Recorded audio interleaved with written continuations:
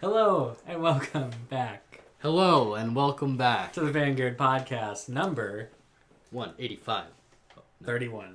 We're back. We're back. This is actually episode 31, part 1.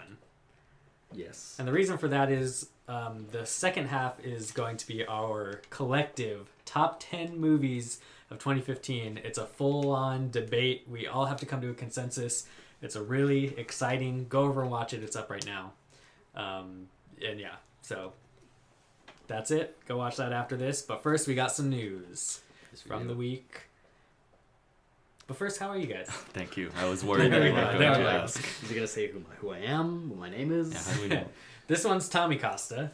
I am this one. And how are you doing? Wait, so what's up with the denim on denim today, Josh? This isn't actually strictly denim per se. Okay, you got me. What's next? How are you? Oh, good. Tired. Joey Vasquez, how are you? Hey, what's going on, guys? Glad to be here. And I'm Josh Vasquez. Welcome to the show, guys. We've talked about VR on this show before. You better believe we have. Virtual reality. Some would say too much. Not enough. I disagree. Okay. We have pre-orders available, finally, for the Oculus Rift. Yes, we do. Wow, that sounds great. And at what How price? much does it cost? $600. What? So All right. with this, you're getting the Oculus Rift, an Xbox One controller, and 2 games with your pre-order, including probably what is considered right now the most impressive VR game, Eve Valkyrie. So for the 2 games and controller, we're taking off like 150 to 180. Yeah. So the VR is coming in MSRP 450. Well, no, because it's going to cost $600 after the pre-order. You only get those games with the pre-order, so they're free. So it's still going to be $600. So the VR is still $600. Oh, yeah, you pay $600. Yeah. I could get a PS4 Yeah. and an Xbox One for $600. All right. Yes, you So can. this... On Black Friday, you could have got a used PS4, Wii U, and Xbox One for $600. This is what I'm thinking. This is what this tells me. We know that their competitor, PlayStation right now, coming out with, what are they calling it now? PSVR. PSVR. We know that they are coming out at a later date with their own. But this year. Which, if you're a betting man, obviously you're probably gonna bet more on more people buying the PlayStation one than this one, just because people trust PlayStation. Well, that, and I have another really good reason for why that will happen. So I think what we're seeing here is we're seeing Oculus also betting that more people are going to buy the PlayStation 1, which is why this is priced so high at $600, right.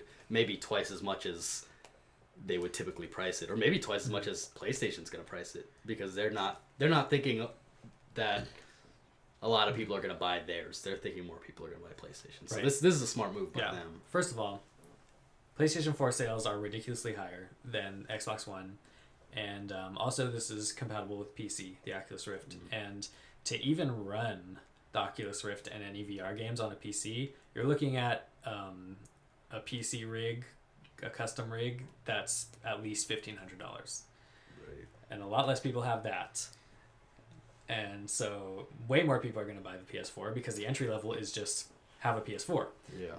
And also, there's no way it's going to be $600, even $500 for the PSVR. And I bet this price goes down by fall or next year for Oculus. Yeah, most likely. I mean, this is the price that you pay for getting this product right now. Right. It comes out in March. They could have waited. They could have looked at how PS4 priced it and then gone accordingly. Right. They decided to take the risk, throw it out in the market early, and I mean, this product looks ready. Oh yeah. It doesn't. I don't think this is rushed. Like they have a good product, so people who are dying to get their hands on VR are gonna buy this. People who have the money, companies who just want to put out reviews or whatever are gonna buy this. Right. So there are gonna be sales, but I'm not sure. Oculus Rift has been in the works for years, and then and then Facebook bought it, and that kind of just gave it that final push too. This may be the best VR headset you can get. I would even probably say that that's probably true, that it will be better than PSVR. I think so. Yeah, I think it'll run better. I think it'll be a more technical product than PSVR, just because of the requirements it takes to use it. But that being said, it is a new technology. It's an untested in the market technology, and the casual buyer isn't going to want to jump on a $600 price tag for something they have no idea what it does. True. Especially because the majority of people have not actually tried VR. And if you haven't tried VR, you have no idea what it is. Exactly. I know that from trying it and previously not trying it. Right. I mean, I'll tell you right now, if money was no issue, and I had the choice of like buy this one now or wait for, PSVR, I might buy this one just because I know the experience of VR being so great that I'd be like, I don't care, I want to jump on this. Right. Try it now. Yeah. So I don't know. I mean, you guys are making me want to buy it. Well, I mean, it's a good product. It's Yeah. worth $600. right. Is I it? just don't think that's realistic for the everyday buyer Right. who can hardly afford a console at $350. Exactly. Whatever. Especially considering the tech requirements for it, a lot of people don't have. Right. Yeah. Whereas for the PlayStation, have a PlayStation. And Microsoft's done this in the past. When the Xbox One came out, wasn't it like way more expensive? This is a Microsoft.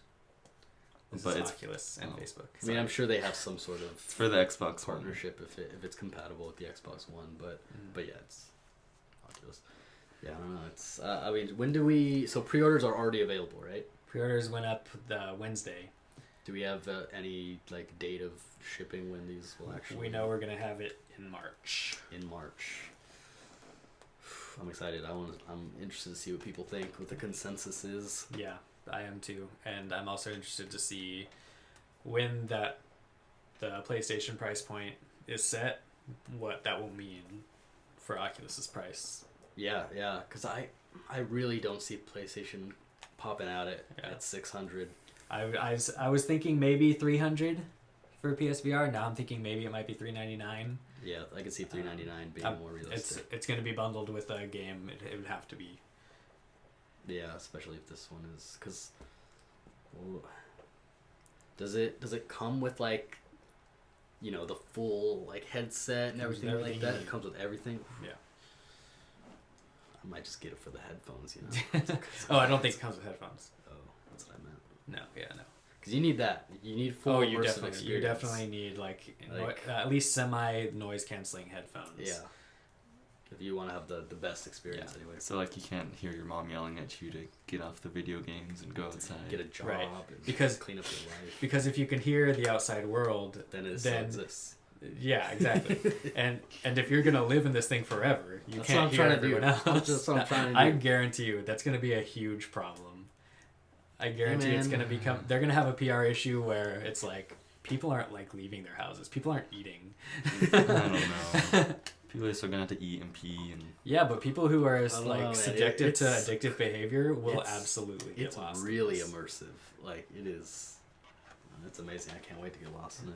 That happened. It happened to World of Warcraft player. If World of Warcraft were compatible with VR, people will die. Well, yeah, any sort of like simulation Sims game or anything like that, where it's like you live in a world that you want to. So for $600 you can die. There you go. Or live for the first time. Go. Vote with your money. Wow, that got real deep. Let's talk about that. Okay. Never mind. We got another topic What else here. we got? Let's go to your topic, Joey. Okay, so I just wanted to quickly bring up that Netflix has announced that they are going to be pushing for expansion into the entire globe. The worldwide market. And let me tell you, this got me excited, as they say on the Because, of internet. course, we live in the countries that don't have Netflix. Oh, no. Because, okay, for America, we obviously have content being produced for us. But what I am interested On in a seeing... constant basis. And I mean, Some may say too much. maybe. But I mean, it's all been quality so far. So, well, ridiculous 6. But until it goes down, I think we're doing okay. Mm. But what I want to see, I'm hoping that what this will do is get local filmmakers in all of these other countries, for Netflix to reach out to them and have them produce content that maybe it's not in a language that we understand, but it's just more great content that I think we'll be getting with this expansion. Right. Because other markets will consume Netflix just as much as we do. Mm-hmm. People around the world love to consume media just like we do. So Of course. I'm hoping more of it will be created for them so that we get something a little different. Yeah. Than the American. That's true. Standard. Like we got Narcos. That's for the Latinos. So The who? the Latinos. Your people. Okay. My people. Yeah, I agree. I don't really have anything to add, but Yeah, no, I didn't even know. I was thinking about that. It might have been a fever dream the other day when I was sick. So is this real news? this happen? is definitely a real thing. But yeah, so just Right. quickly. Congratulations, rest of the world. Yes, Yeah. good job. Good Get ready job. to You'll waste your fi- life like we do now. You'll finally know what Netflix and chill means. Yeah. Oh yeah. Anyway, Wow, think of all the Netflix and chillers. Think of all the memes that they're not understanding. well, hey, Oh, that's in China true. they're allowed 2 babies now. So Hey, Progressive turn on times. that There you Netflix go. and chill. yeah. Anyway, our final topic of part 1 of episode 31 of the Vanguard podcast. MLG, Major League Game. Oh, Milk. You just milk. You're thinking Martin Luther King? Martin Luther Yeah. King. MLK. Anyway, has been acquired, has been bought by Activision Blizzard. what is this? What does this mean? Okay, so just real quick, MLG is not the entire sport of Esports. No, Esports. it's not the entirety of esports. It Yeah. is What is it? one tournament essentially. Is it the biggest tournament? Yeah, Would you classify it I, as? I'm gonna guess The he's biggest? gonna say yes. It's not the biggest. I mean, it depends on what you're playing. I don't know. guess. I just mean is this the tournament that everyone knows? Like, It's probably, I would say, maybe the most popular. okay, It's definitely it's become its own thing, kind of almost like a joke. Even like when you do something really crazy good competitively, people say, "Oh, MLG, MLG." oh, Yeah, okay, yeah. I see. Yeah, so it's popular, I guess you Okay. could say. I didn't know it was an actual. Yeah, no, Like that's thing. Major League Gaming. I thought it was just the joke. No. It was, MLG no scope. yeah. Oh, 360 Anyway, MLG scope. It was Yeah. acquired by Activision Blizzard. Now, MLG hosts tournaments for Activision and Blizzard games, of course, Mhm. but not exclusively. That's interesting. Oh, so that's So, what could this Ooh, acquisition mean for those other games? that could be bad. They could cut those. They could cut completely. them. They could at least not support them as much as their own. Yeah. In this acquisition, a representative from Activision Blizzard said they want it to be like an ESPN for esports. They want what to be an ESPN? MLG. They want to Okay, use so- the brand and expand it. Oh, so they're gonna include all of the other. See, because to me, does that mean that they're going to be like broadcasting more of using this to broadcast more of? Yeah, more I mean, it definitely esports? brings more money to more the table, like to the analysts budget. and put people behind the actual like gaming itself and not just. That seems to be one of their plans. That they want to That's put good. That's part of back it a little legitimizing more. the sport. right. So, I mean, a lot of people, of course, can see the issue though with one video game company owning the biggest That's competitive true. gaming, or a very popular competitive gaming market, Yeah, that would be like if an But- NFL team owned the yeah. NFL. or the Yeah. the Super Bowl, I guess. But Something. But with going along with this metaphor, they said they wanted to be the ESPN. So if MLG is like the NFL, now it's gonna be ESPN. So that's gonna include you got the NBAs and the NHL, whatever those other Right. gaming things are. So they're gonna Yeah, so maybe they're try trying to expand.